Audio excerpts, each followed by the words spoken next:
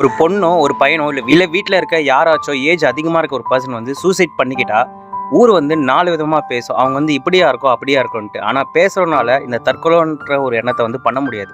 ஏன்னா பேசுகிற அந்த 4 பேர் வந்து இல்லை உங்களை இந்த நிலைமைக்கு நிறுத்தணுங்களை வந்து ஒரு பிளேட் எடுத்து கையை கீச்சுக்க சொன்னா பயப்படுவானுங்க. ஆனால் நீங்கள் தற்கொலைன்ற ஒரு எண்ணத்தை கையில் எடுத்து உங்கள் உயிரையும் மாற்றிக்கிறீங்க. உங்களுக்கு அவ்வளோ ஒரு தைரியம் இருக்கும்போது அந்த ஒரு காயத்தை உங்களால் ஏன் லைஃப்பில் நல்லபடியாக வாழ முடியாது?